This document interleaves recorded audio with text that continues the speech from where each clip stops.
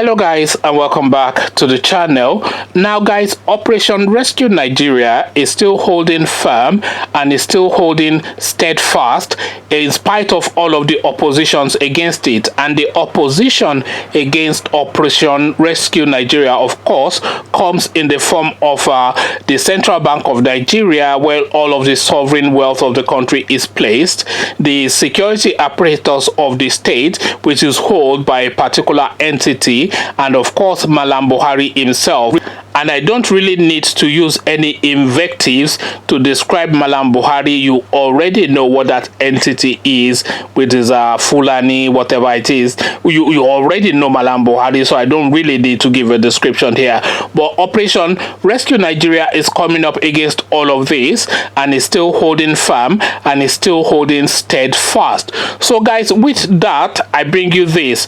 Breaking: Atiku writes open letter over 2019 election. So that's the headline. Atiku writes open letter over 2019 elections. So now to the body of the story. Presidential candidate of the People's Democratic Party PDP, Atiku Abubakar, has penned an article titled "Towards Credible Election of the Judiciary." So now let's get into the depths of it. So it goes on. Obviously, the 2019 elections were several steps down from the 2015 elections in terms of credibility, and as a Democrat, I am challenging that election in the right arena, the courts. However, leadership does not just entail getting justice for the past. A real leader knows that in terms of justice, prevention is better than cure. I have been pondering on the question, how can Nigeria have credible elections? Our electoral system needs not just to be brought up to date by the acceptance of the amendment of the Electoral Act passed by the 8th Assembly. We also need to be up to tomorrow by stepping towards today to ensure that the lapses that made it possible for the 2019 election to be manipulated and rigged are addressed. So manipulated and rigged are the highlights of that paragraph. So now we carry on. One way of addressing these lapses is to implement the salient recommendations of the National Electoral Reform Committee (NERC), headed by former Chief Justice of the Federation, Justice Mohammed Lawal Wayas. The second is the creation of Electoral Crimes Commission. One of such recommendations, which will enhance the independence of the supposedly independent National Electoral Commission (INEC), is the recommendation that the power to appoint the chairman and board of INEC be taken away from the president and given to the judiciary.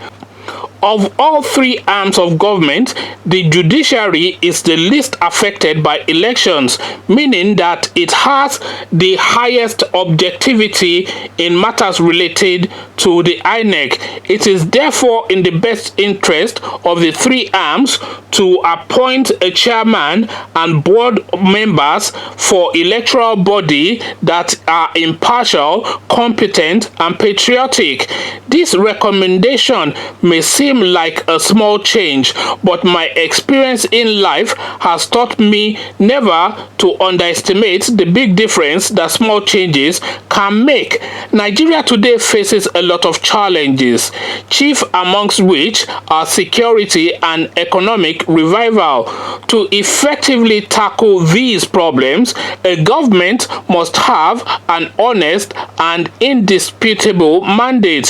Where you have an administration election whose mandate is considered tainted, such a government will lack sufficient moral authority to tackle the myriads of problems that this great nation currently faces.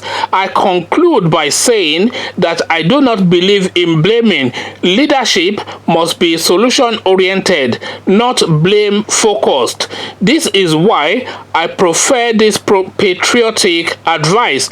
Nigeria must be great again, and all hands must be on deck to achieve that. So that is now what Abubakar Atiku has now had to say as the final cry out and the final throw out and the final lamentation to round off his position within the tribunal, to say that, look, this rigged elections was rigged, and we all know that the February 23rd presidential election in Nigeria was rigged. I think there's absolutely nobody, even the APC are not really disputing that. So there's absolutely nobody that is not of any thought that that election was rigged. We all know it was rigged. So what this guy is now saying, that this election was rigged, and we know that we have a history of rigged elections in this country, but in this instance we now need to have like a paradigm shift and a shift of consciousness and a new baseline as a minimum standard beneath which we shall not go. It is not imperative to have Malam Buhari as the president. What is imperative is to have a good electoral system where the will of the people are held steadfast and the people have the confidence to have that confidence in the system. And for the people to have that confidence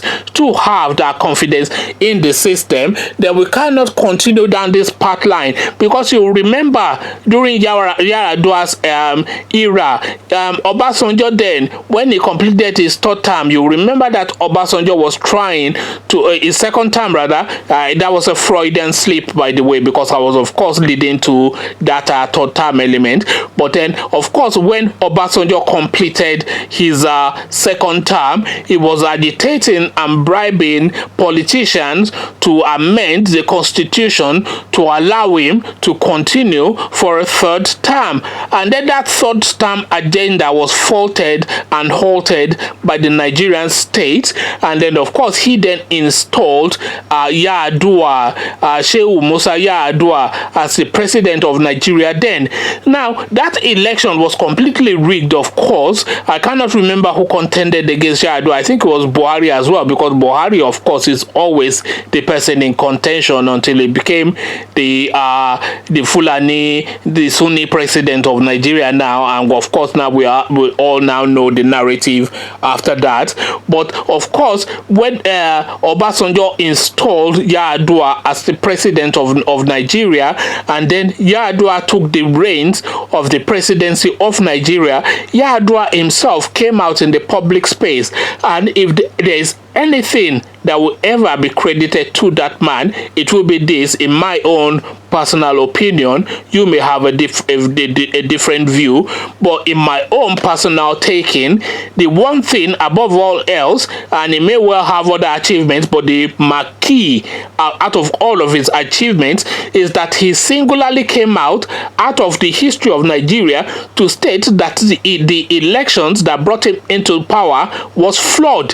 He effectively, and this is a testament to this gentleman, he effectively said that look guys, I was rigged into power. I know I was rigged into power, and you know that I was rigged into power, but I shall put measures in place to ensure that we no longer have this sort of rigging. Because even though I was rigged into power, and I am not going to now step down and resign, I am going to hold on to the power, but I am now going to put in measures to ensure that this does not happen in the future. So this is really a legacy to Yar'Adua, and this is really now what repeats now. But the rigging even that Obasanjo did to rig Yar'Adua into power pales in comparison to the thing that Professor Mahmoud Yakubu did to just effectively appoint Malam Buhari against the will of the Nigerian people and say this is going to be your president, whether you like it or not, because he has paid $1 billion into my account, and therefore the rest of you can go swivel. It's effectively what's happened. I'm paraphrasing, of course. I'm not aware if he paid the $1 billion into his account or not, but certainly there would have been financial transactions between the two of them. So let's just leave that. But now we are now at this point where we're in the vice grip of a president within the Nigerian structure who is physically and mentally incapacitated.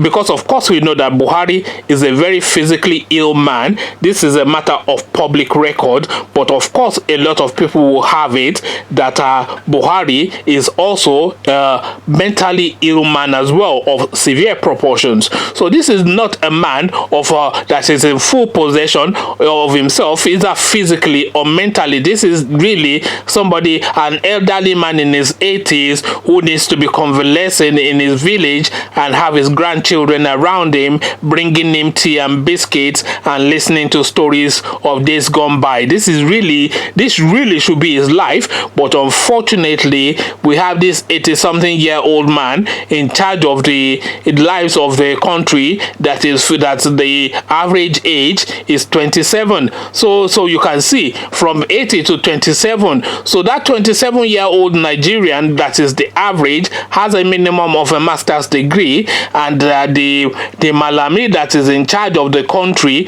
we're still chasing him to come and produce his minimum requirements to meet with the baseline of the electoral laws that says you have to have a baseline of qualification to be able to occupy that post. We've been chasing him since 2015. So really, this is really the narrative there. So what now, this Atiku Abubakar character?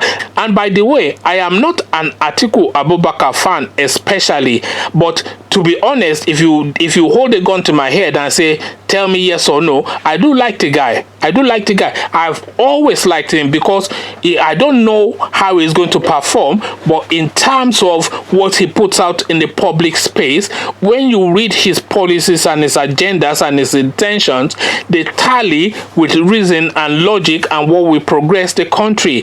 He has an energy policy that looks to nuclear power and all of these really quick fix sort of power things that we can have within the Nigerian state. Let me not ramble on anyway. I've said a lot of this in previous videos, and I don't want this video to drag on because I don't know my audience is worldwide. There's a significant amount of my followership in Nigeria, and I know with Nigeria there's a lot of data issues involved in accessing this sort of content, and that is a video that I'm going to make in the future, by the way, or the data thing in Nigeria and how that is being used to rip off Nigerians, because a lot of people, a lot of these international companies from South Africa and Europe and everything, they're just coming to loot the Nigerian masses like everybody else loots us with all this data plan. It's very cheap to get the internet anywhere else in the world.